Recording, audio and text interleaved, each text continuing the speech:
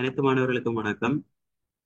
விரைவில் தவணை பரீட்சைகள் பாடசாலையில நடைபெற இருக்குது. அதுக்காக இன்றைய தினம் நாங்க தரம் 10 விஞ்ஞான பாடத்தில் இருக்கக்கூடிய முதலாம் தவணை பரீட்சை வடமேல் மாகாண கல்வி திணைக்களத்தால் வெளியிடப்பட்ட 2020ஆம் ஆண்டுல நடந்த ஒரு பரீட்சை பேப்பர்ல பகுதி 1 வினாக்களுக்குரிய விடைகளையும் தெளிவான விளக்கங்களையும் தான் இந்த வீடியோல பார்க்க போறோம்.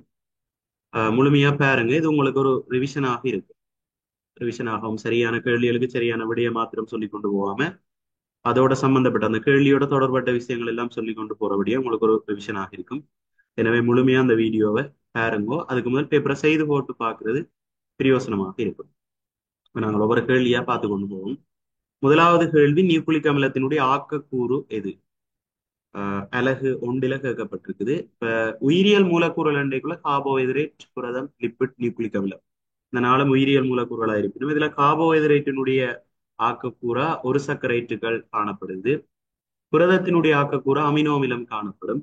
அதே மாதிரி நியூக்ளிக் அமிலத்தின் ஆக்கக்கூறாக நியூக்ளியோரைட்டுகள் காணப்படும். இரண்டாவது, அணு ஒன்றின் கருவில் காணப்படுவது. அணு ஒன்றின் கருவில 2 உபாணு துணிக்கைகள் இருக்குது. ஒன்று நேரேற்றம் பெற்ற புரோத்திரன், மற்றது ஏற்றமற்ற நியூத்திரன். கருவுக்கு வெளியில தான் நாங்கள சக்தி மட்டங்கள்ல இலத்திரன்கள், மறையேற்றம் பெற்ற இலத்திரன் துணிக்கைகள் காணப்படும். மூன்றாவது, ஈரியல் புடி ஒட்சைட்டு பின்வருவனவற்றுள்ளது. இதுல பாத்தீங்கன்னு சொன்னா மூன்றாம் ஆவர்த்தனங்கள் உருவாக்குற ஒட்சைட்டுகள் இடமிருந்து வலமா போய்க்குள்ள அதில் உருவாக்குற ஒட்சைட்டுகளினுடைய மூல இயல்பு குறைஞ்சு அமில இயல்பு அதிகரிச்சு கொண்டு போகும். Sodium oxide, magnesium oxide, aluminium oxide, சிலிக்க நீர் ஒட்சைட், அது மாதிரி P2O5, SO3 அல்லது SO2, Cl2O7. இல்ல சோடியம் ஒட்சைட் பாத்தீங்கன்னா வெண்மூல இயல்பு காட்டும். மெக்னீசியம் ஒட்சைட் மென்மூல இயல்பு காட்டும். அலுமினியம் ஒட்சைட் ஈரி இயல்பை காட்டும். அதாவது அமில இயல்பையும் காட்டும், மூல இயல்பையும் காட்டும். இந்த அலுமினியம் ஒட்சைட். சிலிக்க நீர் ஒட்சைட் அங்கால வர வர அமில இயல்பு கூடிக்கொண்டு வரும். அப்ப சிலிக்க நீர் ஒட்சைட்டும் அது மாதிரி பொஸ்பரஸின் ஒட்சைட்டும் மென் அமில இயல்பை காட்டும். கந்தகத்தின் ஒட்சைட்டும் குளோரின் ஒட்சைட்டும் வெண்ணமில இயல்பை காட்டும். அது மாதிரி இதுல கால்சியம் ஒட்சைட் உலோகம் உருவாக்குற ஒட்சைட். உலோகங்கள் உருவாக்குற ஒட்சைட் பொதுவா மூல இயல்புடையதாக. நாலாவது, பொருளொன்றின் நிறைய அளவிடும் அலகு. நிறைய அளவிடுகின்ற அலகு நியூட்டன். நிறை, விசை அதுகள் அளக்கிற அலகு நியூட்டன். திணிவு அளக்கிற அலகு கிலோகிராம். கிராமிலையும் அளக்கலாம். திணிவு அளக்கிற சர்வதேச அலகுன்னு கேட்டா அது கட்டாயமா கிலோகிராம் காணும். அடுத்த, விலங்குகளின் உடலில் களஞ்சியப்படுத்தப்பட்டுள்ள பல் சக்கரைட்டு எது? விலங்குகளின் உடல்ல சேமிப்புணவாக காணப்படுறது கிளைகோல். மாப்பொருள் தாவரங்கள்ல சேமிப்புணவாக காணப்படும். அது மாதிரி செலுலோஸ் தாவரங்கள கட்டமைப்பு கூறாக இருக்கும். கலைச்சு வருகின்ற பிரதான கூறாக இந்த செலுலோஸ் இருக்கும். சுக்ரோஸ் உரிய இழையத்தினூடாக கொண்டு செல்லப்படுகின்ற ஒரு வடிவம். தாவரங்கள்ல கொண்டு செல்லப்படுகின்ற ஒரு வடிவமாக சுக்ரோஸ் காணப்படுது. ஆறாவது கேள்வி, படத்தில் காட்டப்பட்டுள்ள கலப்புண்ணம் பாத்தீங்கன்னு சொன்னா கொல்கி சிக்கலை காட்டுகிற ஒரு படம் தான் இது. சரியா? இளைமணி கலச்சுவாசம் மூலமா சக்தியை உற்பத்தி செய்யும். பச்சையொரு மணி ஒளித்தோப்ப செய்யும். அகமுதலுறு சிறுவிலையில 2 வகை இருக்கு. ரைபோசோம்கள் ஒட்டி காணப்பட்ட அழுத்தமற்ற அகமுதலுறு சிறுவிலை என்று சொல்லுவார். அது புரதங்களை கடத்துற வேலையை செய்யும். ரைபோசோம்கள் மேற்பரப்பில காணப்படாட்டி அதை அழுத்தமான அகமுதலுறு சிறுவிலை என்று சொல்லுவோம். அது லிப்பிட்டுகளையும் ஸ்டெராய்டுகளையும் தொகுக்கவும் கடத்தவும் உதவும். அது மாதிரி இந்த கொள்கைச்சிக்கல் சிறப்பு பதார்த்தங்களை சுரக்கிறது, பொதி செய்கிறது, விநியோகிக்கிறது, அதோட சம்பந்தப்பட்ட வேலைகளை செய்யும். ஏழாவது கேள்வி பாருங்க, நியூக்ளிக் அமிலங்களில் காணப்படுவதும் லிப்பிட்டில் காணப்படாததுமான மூலகம் எது? நியூக்ளிக் அமிலங்கள்ல காணப்படுற மூலகங்கள் பார்த்தோம்னா கார்பன், ஹைட்ரஜன், ஒட்சன் கட்டாயம் இருக்கும். அதோட நைட்ரசனும் பாஸ்பரஸும் இருக்கும். லிப்பிட்ல கார்பன், ஹைட்ரஜன், ஒட்சன் மட்டும்தான் இருக்கும். காணப்படாத மூலகங்கள் அன்றைக்கு இந்த நைட்ரசனும் பாஸ்பரஸும் தான் வரும். இதுக்குள்ள தந்திருக்கிறதுல பொருத்தம் 4வது நைட்ரசன். மிச்செல்லாம் காணப்படும். அடுத்த, ஆவர்த்தன அட்டவணையில் 3ஆம் ஆவர்த்தனம் 2ஆம் கூட்டத்தை சேர்ந்த மூலகம். ஆவர்த்தன அட்டவணை முதல் 20 மூலகங்களும் அணுவெண் நேர்வரிசைப்படி உங்களுக்கு பாடமா இருக்கும்.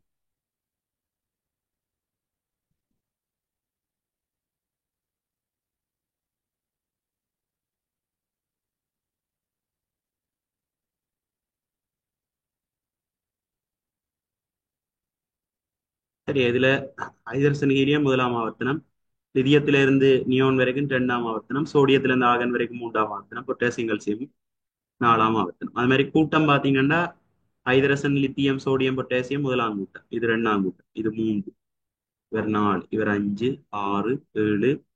அது மாதிரி ஹீலியம் நியோன் ஆகன் எல்லாம் எட்டாம் கூட்டத்தை சேர்ந்த மூலம். இதுல கேள்வி ஆவர்த்தன அட்டவணையில மூன்றாவது ஆவர்த்தனம் என்ற இந்த ஆவர்த்தனம் ரெண்டாவது கூட்டம் என்ற ரெண்டா மெக்னீசியம். சரியா, சேர்ந்த மூலம் எதுன்னு கேட்டா பொருத்தமான விட மெக்னீசியம். ஒன்பதாவது கேள்வி, நீர் சம கொழுப்பில் கரையும் விட்டமின்கள் முறையே. நீரில வந்து விட்டமின் பியும் விட்டமின் சியும் தான் கரையும். கொழுப்பில வந்து vitamin A, D, E, K வளம் கொழுப்பில கரையும். அப்ப நீர்ல கரையிற விட்டமின் முதலாவது பி அல்லது சி வரணும். அடுத்தது வந்து இது ரெண்டு நீர்ல கரையும், இவர் வராது, இவரும் வராது. சி நீர்ல கரையும், டி வந்து கொழுப்பில கரையும். எனவே பொருத்தமான விட உண்டாகும். அடுத்த உராய்வை அதிகரிக்க செய்யும் செயற்பாடு அல்லாதது. சைக்கிள் மிதியில் ரப்பரினால் செய்யப்பட்ட மேலுறை காணப்படுது. ரப்பர் மேலுறை கோடைக்குள்ள உராய் வந்து அங்க குறைக்கப்படுது, அதிகரிக்க செய்யப்படுறது இல்லை. எனவே அதுதான் பொருத்தமான விட. வாகனங்களின் பிற்பக்கத்தில் சோடி டயர்களை பயன்படுத்தல், அதால உராய் வந்து அதிகரிக்குது. ரப்பர்ல ரப்பர் செருப்புகள்ல தவாளிப்பு காணப்படுறது, வாகனங்களோட டயர்கள்ல தவாளிப்பு காணப்படுறது. இதா எல்லாத்தாலையும் உராய் வந்து அதிகரிக்க செய்யப்படும். இப்ப இதுல அதிகரிக்க செய்யப்படாத செயற்பாடுன்னு கேட்டவுடைய பொருத்தமான விட என்னவா இருக்கும்? முதலாவது. அடுத்த 11வது, ஒளித்தோப்பு சுவாசம் நடைபெறும் கலப்புன்னங்கங்கள் முறையே. ஒளித்தோப்பை மேற்கொள்றது பச்சையூர் மணியா இருக்கும், சுவாசத்தை மேற்கொள்றது வந்து இளைமணியாக காணும். ஒளித்தோப்பை பச்சையூர் மணி மேற்கொள்ளும், சுவாசத்தை இளைமணி மேற்கொள்ளும்.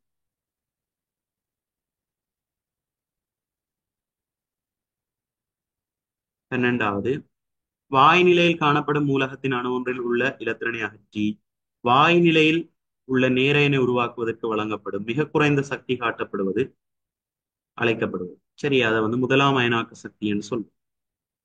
சரியா, வாய் நிலையில காணப்படுகின்ற மூலக அணு ஒன்றில் இருக்கிற இலத்திரன் ஒன்று அகற்றி வாய் நிலையில காணப்படுகின்ற நேரையன் ஒன்றை உருவாக்குவதற்கு வழங்க வேண்டிய எளிவளவான சக்தி முதலாம் அயனாக்க சக்தி என்று சொல்லுவோம். அது மாதிரி மின்னெதிர்த்தன்மை என்று சொன்னா ரெண்டு மூலக அணுக்கள் பிணைப்பில் ஈடுபட்டிருக்கும் போது பிணைப்புச் சோடி இலத்திரன்களை தம்மை நோக்கி கவருகிற ஆற்றல மின்னெதிர்த்தன்மை என்று சொல்லுவோம். 13வது கேள்வி, 6 கிலோகிராம் திணிவுடைய பொருள் ஒன்றுக்கு 3 மீட்டர் செகண்ட் -2 ஏர் முடுகலை ஏற்படுத்த வல்ல விசையார். விசை தெரியும், ஏர் முடல் தந்திருக்கணும், திணிவு தந்திருக்கணும். அவை நாங்கள் பாவிக்க வேண்டிய சமன்பாடு எஃப் சமன் எம். எம்முக்கு பதில் 6 கிலோகிராம், ஏக்கு பதிலாக 3 சுருக்கினா 18 நியூட்டன் என்று நாலாம். அடுத்த, உடலில் வெப்பநிலை சீராக்கத்திற்கு நீரில் காணப்படும் இயல்பு யாதென்ற உயர்ந்த தன்வெப்ப கொள்ளளவு. நீர் வந்து விரைவில் வெப்பமாகாது, அதே மாதிரி விரைவில் வெப்பத்தையும் இழக்காது. அதுதான் தன்வெப்ப கொள்ளளவுன்னு சொல்றது. தன்வெப்ப கொள்ளளவு உயர்வா இருக்கிற ஒரு பதார்த்தம் வந்து வெப்பமாகறதுக்கு அதிக அளவு நேரம் தேவைப்படும், குளிர்விக்கிறதுக்கும் அதிக அளவு நேரம் தேவைப்படும். அதாலதான் சூழல் வெப்பநிலை மாறினாலும் உடல் வெப்பநிலை மாறாம இருக்கிறதுக்கு, அந்த வெப்பநிலையை சீராக்கமா பேணுறதுக்கு அந்த உயர்ந்த தன்வெப்ப கொள்ளளவு காணப்படல் என்ற இயல்பு வந்து உதவி செய்யும். 15வது, கலமொன்றில் ரசாயன தாக்கங்களை ஊக்குவிக்கும் புரதம். ஊக்குவிக்கிற புரதம் அண்டைக்குள்ள அங்க வந்து நொதியங்கள் தான் ஊக்குவிக்கும். கிளை தரப்பட்ட மூலகங்களில் வலுவளவு 2 மாத்திரம் காட்டும் மூலகங்கள் ஆகும். சரியா, ஒரு ஆவர்த்தன அட்டவணையில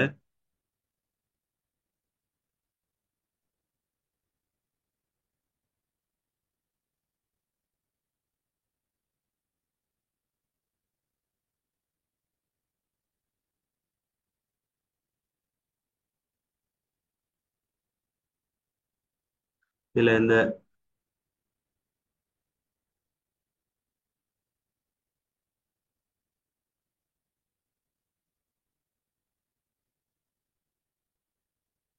முதலாம் கூட்டத்தின வலுவளவு எல்லாமே உண்டு. இரண்டாம் கூட்டத்தின வலுவளவு 2, மூன்றாம் கூட்டத்தின எல்லாம் 3, நாலாம் கூட்டத்தின 4, அஞ்சாம் கூட்டத்தை பொறுத்த வரைக்கும் இறுதி ஓட்டுல 5 இலத்திரன்கள் இருக்கும். அப்போ உறுதியடைய 3 இலத்திரன் வெட்டுத்தானே உறுதி. இப்ப அஞ்சாம் கூட்டத்துக்கு வலுவளவு 3ஆத்தான் இருக்கும். ஆப்ஷனுக்கு சாரி, ஆறாம் கூட்டத்துக்கு வந்து 2, ஏழாம் கூட்டத்துக்கு 1, எட்டாம் கூட்டத்துக்கு வலுவளவுன்றது இல்ல, 0. அதாலதான் நாங்கள் பூச்சிய கூட்ட மூலங்கள்னு சொல்றோம். மற்ற இந்த குளோரின் வந்து ஒன்றையும் எடுக்கும் ஏழையும் எடுக்கும், சல்பர் ரெண்டையும் எடுக்கும் ஆறையும் எடுக்கும், பாஸ்பரஸ் மூன்றையும் எடுக்கும் அஞ்சையும் எடுக்கும். அது மாதிரி நைதரசன் மூன்றையும் எடுக்கும் அஞ்சையும் எடுக்கும். சரியா? அது ஞாபகத்துல வச்சிருக்கோம். வலுவளவு ரெண்டை மாத்திரம் காட்டும் மூலகங்கள் ரெண்டைக்குள்ள ஒன்று வந்து ரெண்டாம் கூட்ட மூலகம் காட்டும் அல்லது ஆறாம் கூட்ட மூலகம் வலுவளவு ரெண்டை காட்டும். சரியா? ரெண்டும் காட்டும் ஆறும் காட்டும். இதுல லிதியம் சோடியம் எல்லாம் முதலாம் கூட்டம் வலுவளவு உண்டு, அதுகள் வராது. பொருத்தமான விட ரெண்டு. மெக்னீசியம் கல்சியம் பெரிலியம் எல்லாம் பாத்தீங்கன்னா ரெண்டாம் கூட்டம், அப்ப வலுவளவு ரெண்டு. ஒட்சிசனும் வந்து ஆறாம் கூட்டம், அப்ப வலுவளவு ரெண்டு. எனவே இதுதான் இதுவளம் தான் வலுவளவு ரெண்டை மாத்திரம் காட்டுகின்ற மூலகங்களாகும்.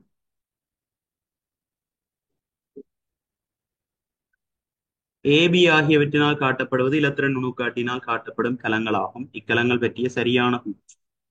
இதுல பாருங்க, ஏ என்ற கலத்தை எடுத்தோம்னு சொன்னா கரு வந்து மையத்துல காணப்படுது, வெளிப்புறமாக கலமென் சவ்வு காணப்படுது.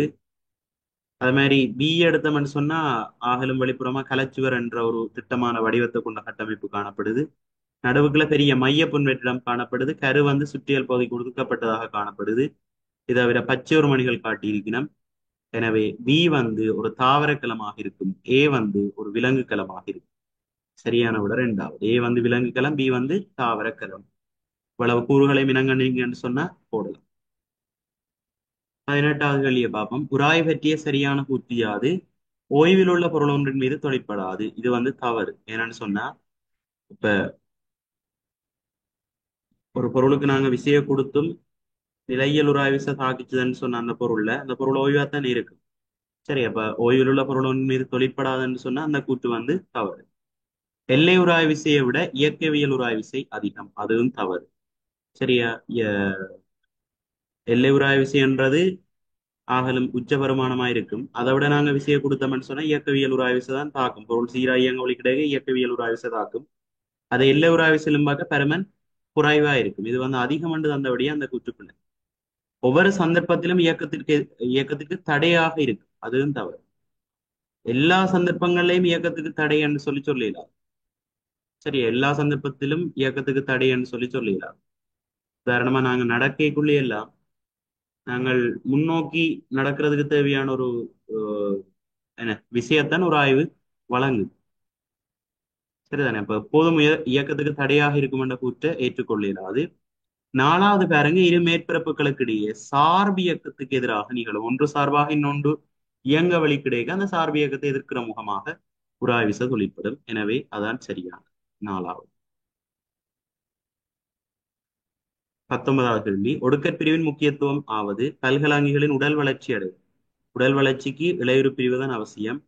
இலிங்கமில்முறை இனப்பெருக்கமாக தொழிற்படு. இலிங்கமில்முறை இனப்பெருக்கத்திலே நடக்கிறது வந்து இளையுறு பிரிவு தான் நடக்கும். இறந்த கலங்களுக்கு பதிலாக புதிய கலங்களை உருவாக்கும், அதுவும் இளையுறு பிரிவின முக்கியத்துவம். மாறல்கள் தோன்றுவதால் கூர்ப்புக்கு வழிவகுக்கும். மாறல்கள் கூர்ப்பு எங்க நடக்கும்? ஒடுக்கற் பிரிவில் தான் நடக்கும். சரி, அப்ப அதான் முக்கியத்துவம் வாய்ந்தது.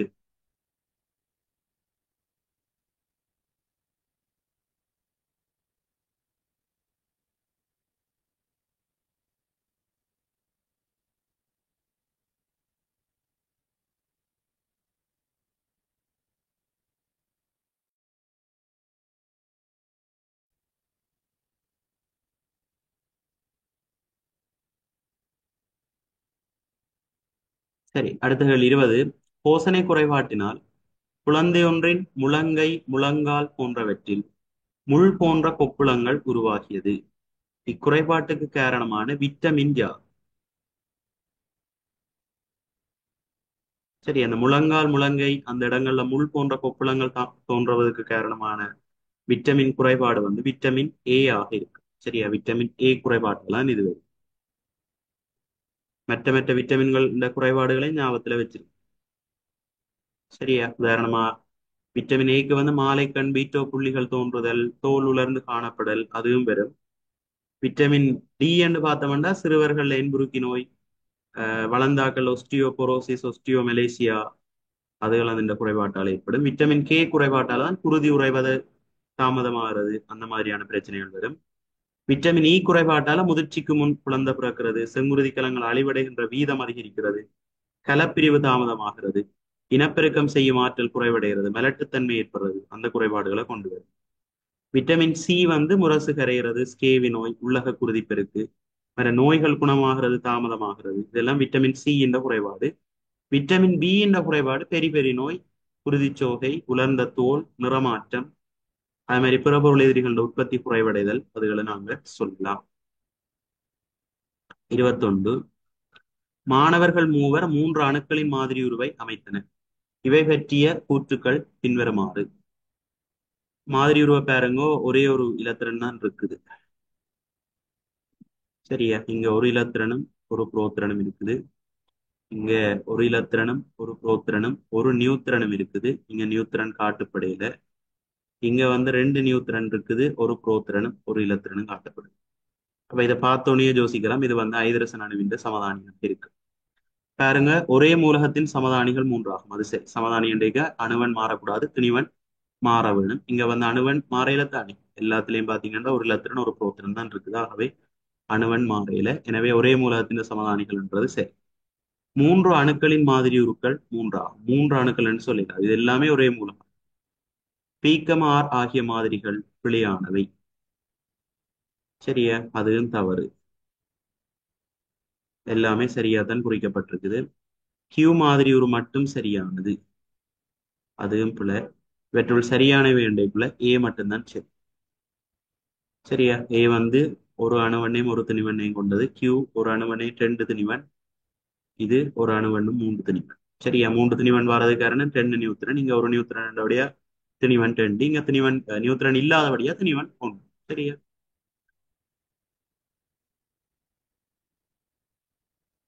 22. உயிர்க்கலங்களின் கலப்புநங்கங்கள் தரப்பட்டுள்ளன. இவற்றுள் விலங்கு கலங்களில் மாத்திரம் காணப்படுவது. பச்சை ஒரு மணி தாவர கலங்கள்ல மட்டும் இருக்கும். இளைமணி வந்து தாவர கலத்திலையும் இருக்கும், விலங்கு கலத்திலையும் இருக்கும். மையப்புண் வெற்றிடம் தாவர கலத்துல மாத்திரம் இருக்கும். சரி, அழுத்தமான அகமுதல் சிறுவலை தாவர கலத்திலையும் இருக்கும், விலங்கு கலத்திலையும் இருக்கும். விலங்கு கலங்களில் மாத்திரம் காணப்படுவது என்று வேறா. சரி, இரண்டு எல்லாம் இருக்குது. தாவர கலங்களிலும் விலங்கு கலங்களிலும் காணப்படுபவை ரெண்டு மாத்திராதான் இந்த கேள்விக்கு சரியா இருக்கும். அப்ப எப்படி போடுங்க, இவற்றுள் விலங்கு கலங்களிலும் தாவர கலங்களிலும் காணப்படுபவை.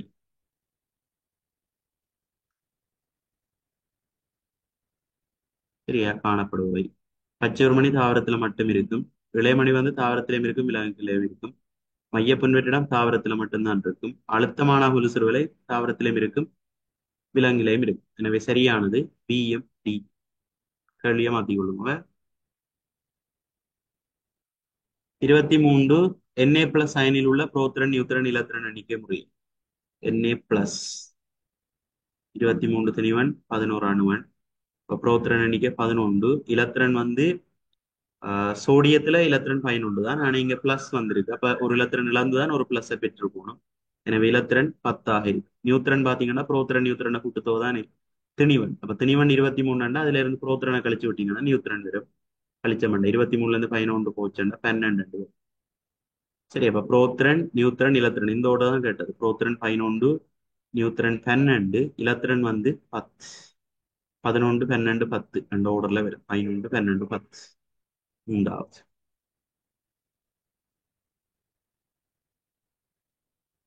24.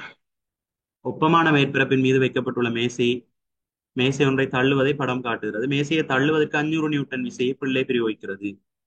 மேசையை தள்ளுறதுக்கு 500 நியூட்டன் விசையை பிரயோகிக்கிறது. மேசையினால் ஏற்படுத்தப்படும் உராய்வு விசை 450 நியூட்டன். மேசை இயக்கத்துக்கு எதிராக 450 நியூட்டன் விசையை கொடுக்குது. சரியா, இவற்றை 500, இவற்றை 450.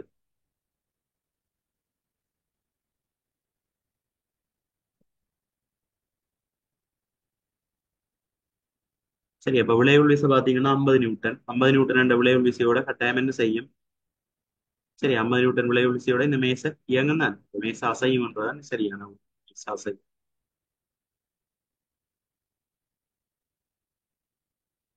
25.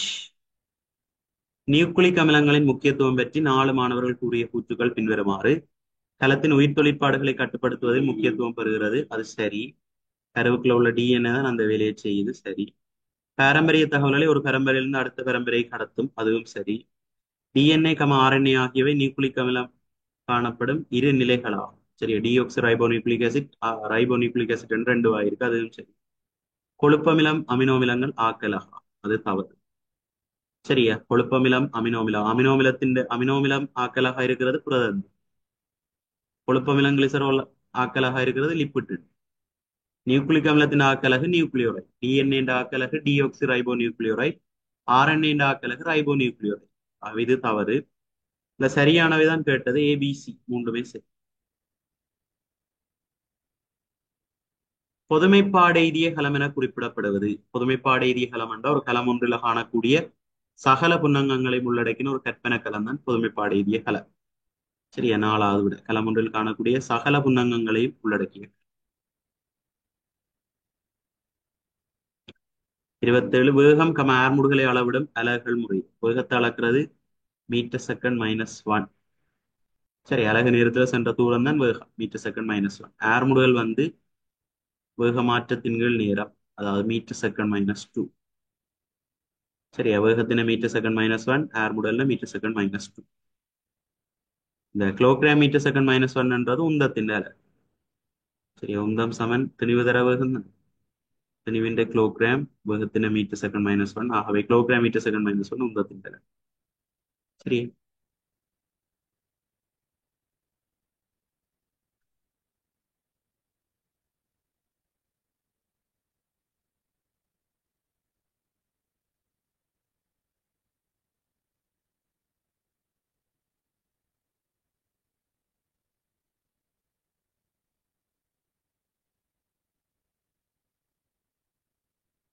அடுத்த முதலாம் அயனாக்க சக்தி வரைவு காட்டப்பட்டிருக்குது. ஆஹ் முதல் 18 மூலகங்கள் தான் இங்க காட்டப்பட்டிருக்குது. முதல் 18. ரைட். அப்ப இந்த முதலாம் அயனாக்க சக்தி இப்போ கூடினது 8ஆம் கூட்டத்துக்கு தான் கூட. அப்ப இதுல உச்சத்துல இருக்கிறது எல்லாம் 8ஆம் கூட்ட மூலகம், கீழே இருக்கிறது எல்லாம் முதலாம் கூட்ட மூலகங்கள். ஆர்கியூ எல்லாம் முதலாம் கூட்ட மூலகம். ரைட். முதலாம் அயனாக்க சக்தி அதிக அளவிலுடைய மூலகம் எது? இதுல டி இலம்பாக கியூக்கு தான் கூட. ஆகவே அதிக அளவில் கொண்டது கியூ. முதலாம் அயனாக்க சக்தி அதிகரித்து செல்லும் ஒழுங்கில் எழுதப்பட்டுள்ள மூலகங்கள் மூன்று முறையே. அதிகரித்து செல்லும் ஒழுங்கில் அன்றைக்குள்ள கூடிக்கொண்டு வரும்.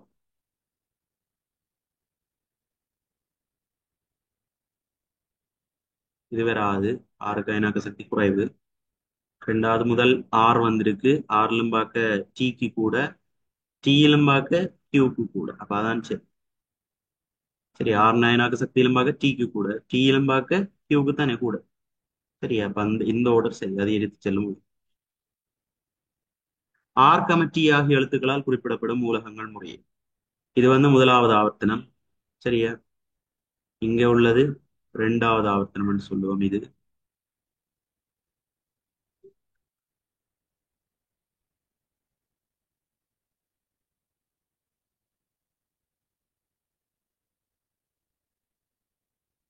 சரி, அது இரண்டாவது ஆவர்த்தனம். இவ்வளவு முதலாவது ஆவர்த்தனத்துக்குள்ள வருது. இவ்வளவு இங்க ஆரம்பிக்கிறது இருக்குத. இது இவ்வளவு இரண்டாவது ஆவர்த்தனம். அந்த மாதிரி இவ்வளவு மூன்றாவது ஆவர்த்தனம். அப்ப ஆர் வந்து இரண்டாவது ஆவர்த்தனத்துல முதலாங்கூட்ட மூலகம். இரண்டாவது ஆவர்த்தனத்துல முதலாங்கூட்ட மூலகமா இருக்கிறது லிதியம். டி வந்து ரெண்டுல எட்டாங்கூட்ட மூலகம். அப்படின்னா நியோன் உண்டு. லிதியமும் நியோன். ஆர் வந்து லிதியம், டி வந்து நியோன்.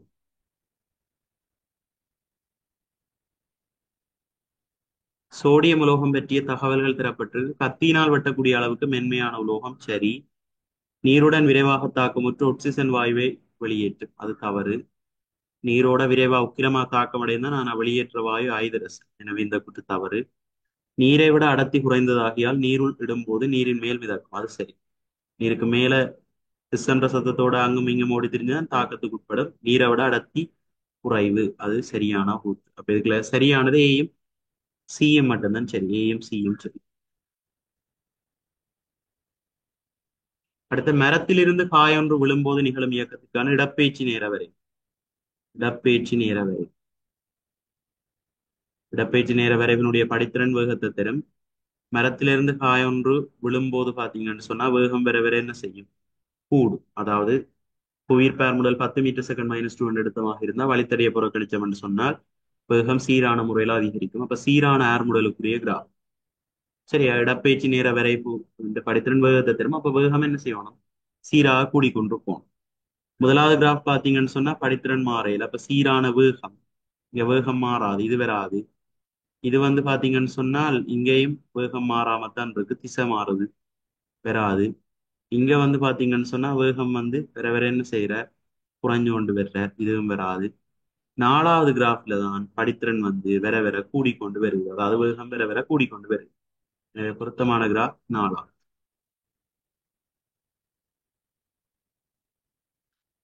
33. பயணித்துக் கொண்டிருக்கும் மோட்டார் வாகனத்தின் சாரதி நித்திரையில் இருந்ததால் அருகே இருந்த மதிலில் வாகனம் மோதியது. ஏற்பட்ட பாதிப்பு பற்றிய பின்வரும் கூற்றுகள் தரப்பட்டுள்ளன. கதி மாறாதிருக்கும் போது மோட்டார் வாகனத்தின் திணிவு அதிகரிக்கும் போது பாதிப்பு அதிகமாகும். சரியா? உந்த இயக்கத்தின ஒரு இயங்கும் பொருள் இயக்கத்தின நிறுத்துறதுக்குரிய கடினத்தன்மை உந்தம் என்று சொல்றோம். அது திணிவிலையும் வேகத்திலையும் தாங்கி இருக்கும். இப்ப கதி மாறாட்டியும் திணிவு அதிகரிச்சதுன்னு சொன்னா பாதிப்பு கூடும். அது சரி. திணிவு மாறாதிருக்கும் போது வாகனத்தின் கதி அதிகரிக்கும் போது பாதிப்பு அதிகம். திணிவு மாறாம இருந்து கதி கூடி சென்றாலும் உந்தம் கூடும், அதால பாதிப்பு அதிகம். சரி. இயக்கத்தின் போது கதி மாறாதிருக்குமாயின் பாதிப்பு நடைபெறாது.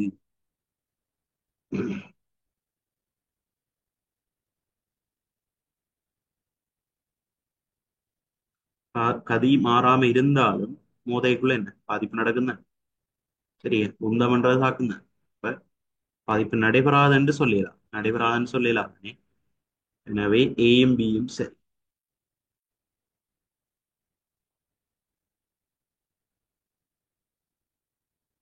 34. மின்னெதிர்த்தன்மை பற்றிய பின்வரும் கூற்றுக்களை கவனிக்க.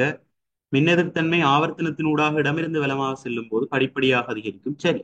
இடமிருந்து வலமா போய்க்குள்ள கருவேற்றம் கூடும் தானே. புரோத்திரங்கள் எண்ணிக்கை கூடுறபடியே கருவேற்றம் கூடுது, அதால மின்னெதிர்த்தன்மை பிரமாணமும் அதிகரிக்கும். சரி. எட்டாங்கூட்ட மூலகம் அல்லது பூச்சிய கூட்ட மூலகங்களின் மின்னெதிர்த்தன்மை கூறப்பட மாட்டாது. அது சரி, மின்னெதிர்த்தன்மை அதுக்கு இல்லை. எட்டாங்கூட்டம் மின்னேத்தன்மை அற்றது. அப்ப சரி, பி சரி. சி குறிப்பிட்ட ஆவர்த்தனத்தின் கூட்டம் ஏழைச் சேர்ந்த மூலகங்களின் மின்னேத்தன்மை மிக கூடிய பெருமானத்தை காட்டும். சரியா? கூட்டம் ஏழ்ந்த மின்னேத்தன்மை பெருமானம் கூடவா இருக்கிறது வளமை. எனவே சரியானது மூன்றுமே வரும். சிறுவர் ஒருவர் 40 மீட்டர் பெர் செகண்ட், அப்போ வேகத்தின் மீட்டர் செகண்ட் -1 எல்லாம் ஸ்மால் லெட்டர்லாம் இருக்கணும். 40 மீட்டர் பெர் செகண்ட் வேகத்தில் நீர் ராக்கெட் ஒன்றை செங்குத்தாக மேல் நோக்கி எறிந்தான். அப்போது பந்து சென்ற அது உயரத்தில் அதன் வேகம். சரியா? நீர் ராக்கெட் செங்குத்தாக மேல் நோக்கி எறிஞ்சா ஒரு உயரம் வரைக்கும் போயிட்டு திருப்ப கீழே விழும். அதி உயரத்துல வந்து அதன் வேகம் பூஜ்ஜியத்துக்கு வாரபடியாதான் திருப்பது கீழ் நோக்கி விழுகுது. அப்ப அதி உயரத்தில் வேகம் ஜாதண்டோ கணித்தல் ஒன்றும் தேவையில்லை, பூச்சி வேகம் பூஜ்ஜியம், உயரத்துல வேகம் பூஜ்ஜியம். 36. இயக்கத்தை காட்டும் வரைவுகள் தொடர்பாக பின்வரும் தகவல்கள் காட்டப்பட்டுள்ளன. இடப்பெயர்ச்சி நேர வரைவின் மூலம் வேகத்தை கணிக்க முடியும். அது சரி. இடப்பெயர்ச்சி நேர வரைவினுடைய படித்திறன் வேகத்தை. இரண்டாவது, வேக நேர வரைவில் உள்ளடக்கப்படும் பரப்பளவு இடப்பெயர்ச்சியை கணிக்க முடியும். வெகு நேர வரைவு எக்ஸச்சோடு அடைக்கிற பரப்பு வந்து இடப்பெயர்ச்சியை தரும். இதுவும் சரி. அப்ப இங்க ஏபி ரெண்டுமே உண்மையானது. 37. இயங்கும் பொருளின் இடப்பெயர்ச்சி சம்பந்தமான பின்வரும் கூற்றுக்களை கவனிக்க. இயக்கத்தின் போது பொருளின் முன்னே உள்ள திசை நேர்பெருமானத்தையும் பின்னோக்கிய திசை இடப்பெயர்ச்சியின் மறைப்பெருமானத்தையும் தரும். ரைட். குறிப்பிட்ட இடத்தில் ஆரம்பித்து மீண்டும் அதே இடத்தை வந்தடையும் போது இடப்பெயர்ச்சி பூஜ்ஜியமாகும். ஆரம்பிச்ச இடத்துக்கே திருப்ப வந்த இடப்பெயர்ச்சி பூஜ்ஜியம். சரி. இடப்பெயர்ச்சி மாறும் வீதம் ஏர் முடல் எனப்படும். வேகம் மாறும் வீதம் தான் ஏர் முடல். இடப்பெயர்ச்சி மாற்ற வீதத்தை ஏர் முடல்னு சொல்றது, அது வேகம் என்றுதான் சொல்றது. இடப்பெயர்ச்சிக்கு குறிப்பிட்ட திசையும் குறிப்பிட்ட பெருமனும் உண்டு. இடப்பெயர்ச்சி வந்து காவிக்கணியும், எனவே திசையும் இருக்கு, பெருமனும் இருக்கு. இந்த கூற்று சரி. அப்ப இதுல சரியானது ஏ சரி, பி சரி, அது மாதிரி டி சரி. ஏபிடி 4 சரி. சாரி, ஏபிடி மூன்றும் சரி. 38. உயிர்க்கலம் ஒன்று பற்றிய மாணவர்களின் கூற்றுகள் தரப்பட்டுள்ளன. அங்கி ஒன்றின் கட்டமைப்பு தொழிற்பாட்டு அலகு கலம் எனப்படும். சரி. அனைத்து அங்கிகளும் ஒன்று அல்லது பல கலங்களால் ஆனது. சரி. புதிய கலம் ஒன்று உருவாவது ஆரம்பத்தில் இருந்து வந்த கலங்களில் இருந்தால் அதுவும் சரி. இதான் என்ன ஸ்லைட் அண்ட் ஸ்வான் அவையால வெளியிடப்பட்ட கலக்கொள்கை. சரி, என்ன மூன்றுமே கலக்கொள்கை. அப்ப நாலும் சரி, மூன்றும் சரி. நியூட்டன் விதி பற்றிய பிழையான கூற்று. முதலாம் விதியினால் கூறப்படுவது பொருளொன்றின் மீது தொழிற்படும் புற விசைகள் பற்றியதாகும். அது சரி. சமநரவான விசைகள் தொழிற்படாதிருக்கும் வரை ஓய்வில் இருக்கிற பொருள் தொடர்ந்து ஓய்வில் இருக்கும். இயங்கிக் கொண்டிருக்கிற பொருள் சீரான வேகத்தோட இயங்கிக் கொண்டிருக்கும். அது சரி. இரண்டாம் விதியில் பொருளொன்றின் மீது தொழிற்படும் சமனற்ற விசைகள் பற்றியதாகும். தவறு. அது வந்து ஆர்முடுகளுக்கும் சமப்படுத்தப்படாத விசைக்கும் அது மாதிரி ஆர்முடுகளுக்கும் திணிவுக்கும் இடப்பட்ட தொடர்பை சொல்லுகிற விதி. ஒன்றுடன் ஒன்று தொடர்பட்ட இரு பொருட்களுக்கு இடையே தொழிற்படும் விசைகள் பற்றி மூன்றாம் விதி கூறுகிறது. ஒன்றுடன் ஒன்று தொடர்பட்டுள்ள இரு பொருட்களுக்கு இடையே உள்ள தொழிற்படும் விசைகள் பற்றி மூன்றாம் விதி கூறுகிறது. அதான் சரி. மேசையில் ஒரு பொருளை வச்சோம்னா பொருளால் தாக்குற நிற மேசை மீது தொழிற்படும். மேசை வந்து பொருளுக்கு திருப்ப ஒரு செவன் மரதாக்கத்தை கொடுக்கும். அதை பற்றி தான் நியூட்டன மூன்றாவது இயக்க விதி கதைக்குது. அது கொஞ்சம் சரி. முதலாம், இரண்டாம், மூன்றாம் விதிகள் இரு பொருட்களுக்கு இடையே தொழிற்படும் சமநிறவான விசை பற்றி கூறப்படுகிறது.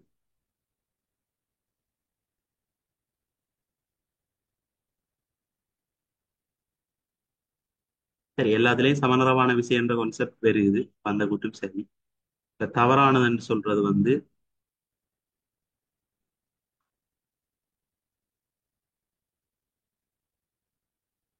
இரண்டாவது.